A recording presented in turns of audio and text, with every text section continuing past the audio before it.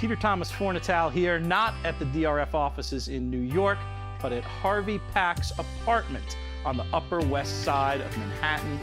Over the course of a series of videos, we're going to be talking to Harvey about some of the best stories from his decades in horse racing, broadcasting, etc. Can't wait to hear what he has to say. I would imagine there's a lot that horse players can learn from horsemen and vice versa. Would you say that's correct? There really is. Horse players can't learn anything because they know everything. And it's changed so much through the years. When I was there, in the very beginning, I started the track in '74. We knew it was over. We knew it was eventually going to be studio racing, which it is now. But the business is better than ever. Things are going well. 2 Triple Crowns recently. I think the game is very healthy and very good. But all you got to do is sit home like I do, make a bet, turn on your TV, watch it, or watch it on your computer or on your phone, and you don't need anything. There would have been no Harvey Pack today, because why would anyone want to put on a TV show reviewing the day's races? But at that time, you couldn't get a result. The phone booths were locked. You couldn't make a call, and nobody had a cell phone. So if you were running a horse and wanted to see him, you had to listen to me.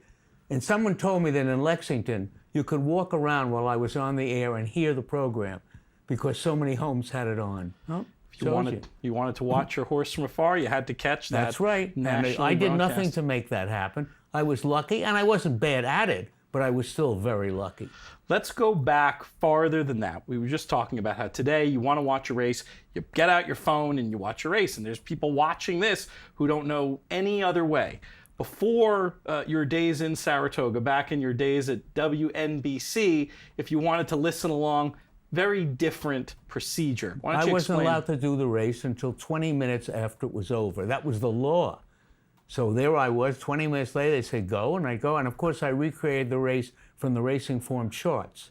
I wasn't there. They wouldn't let me in. They hated me so. That's a terrible story, which I'm not going to tell, but they really hated me at the track.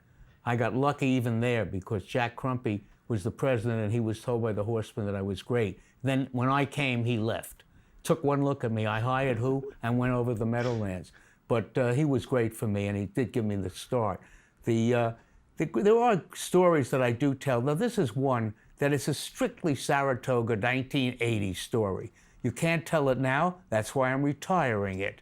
This is a story that was told many times, and I'm repeating it. It's a bit apocryphal, but it is true. There was a guy who wanted to go to the races every day, and he lived on Long Island and out, pretty far out near Suffolk County. And he wanted to be at Saratoga. And he found that the Cassis Tours, that was the name of it, ran a bus every day at around 11 o'clock or 10 o'clock in the morning to Saratoga, came back after the last race. Wow, perfect. And he went up every day. He took that bus for 5 hours, bet the races, got back on the bus, went back, went out to his family way out in Suffolk County, went right to sleep, got up again at 8 in the morning to do the same thing. So one day a guy is standing and said, "You do this every day?" "Yes, I do." "Well, you know, you could rent a place up here, an apartment, anything. Why are you doing it every day?" "I don't want to leave my family." That man is gone, and so is his wishes. Oh, that's such a classic. I know you talked about wanting to retire a few stories. What else is on the list of stories you've told enough times you want to give them one more go for us? Well, this is one of my favorites. When I did the Paddock Club at Saratoga, I told the same 4 jokes for 15 years. And the audience changed. Always got a laugh. I got away with it. And one of them could not be used today because it's irrelevant. There was a guy, his first name was Clark. I'm not going to reveal his last. He may still be around. And he went every day to the racetrack, and he bet every race. He was a degenerate horse player, like all of us are. And he wasn't doing well. I used to see him borrowing. And one day, I went over to him, and he was sitting on a bench. He looked very despondent. And I just said, like I would say it anyway, "How you feeling?" I said, "Hi, Clark, how you doing?" And he looked at me a minute, and he said, "I think I'm about even." That was after his wife had thrown him out. He had no place to live. He thought he was about even. That's why at the Paddock Club, keep a record of how you're doing. Don't find out when you're looking for a loan shark. find out right away. Keep records. That's gone. That story retired. Clark, it's a classic, and you're right about that importance of record keeping. You talk about doing the Paddock Club at the track, and also about doing the seminars across the street at Ciro's. Right. What was the difference between the two? The audience. Both audiences were terrific. Ciro's is a very hip audience. They knew as much as we did, and it was a great, I think that was my favorite of all the years I was up there. For one thing, I only had to work an hour a day, but it was still great, and I enjoyed it a lot. Had little Andy there, Andy Serling, and we'd have guests from the racing forum, and they would work, all of us were there, so it'd be Steve, Chris, usually me and Andy, and one of the handicappers, and we would do the card. And the difference was, the audience that was at Ciro's knew everything. They were sharp, they were responsive. The audience inside the track was more there as tourists, and they loved the jokes, and they loved everything. And then they loved when I let a handicapper come out and give them 9 selections, and it worked. So each one fit in its own way. But the Ciro's was the best. I really liked that. You talked about the regular rotation of jokes you had during the Paddock Club days. What else was in that rotation? Well, I'm trying to think. There was the same jokes all the time, and it always managed to amuse people. Of course, when I said to them, I used to say at the Paddock Club, I'm going to show you how to read the form. It's an easy thing to do, and I would do it, take a few minutes. And a friend of mine, who was a brilliant economist, was working on Capitol Hill at the time. He used to come up and visit me, and he said, Harvey, drop that. The moment you say it, people start leaving.